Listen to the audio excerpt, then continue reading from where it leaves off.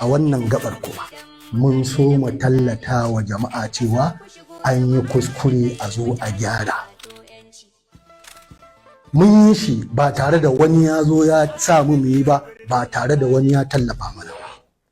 A daidai wannan gabar muke bukata muka nemi Salim, muka nemi ita ranki daɗe Dr. Aslam domin ta zama to mana jagora, saboda mun san tana da kima, tana da mutunci, ba za ta kawo maka abin da ba shi ne ba.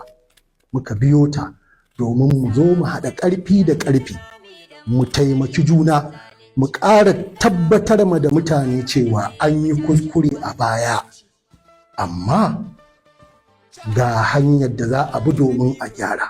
Mu haska musu wane ne Alhaji Atiku Abubakar. Duk da cewa ba ka buƙatan talla, babu wata talla da za a yi maka saboda babu inda sunanka bai je ba a cikin duniya. To amma an ce idan kana da kyau to ka ƙara da wanka.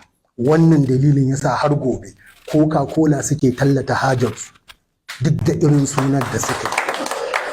Wannan nake cewa Allah ya tabbatar da digadiginmu akan hanya ta gaskiya.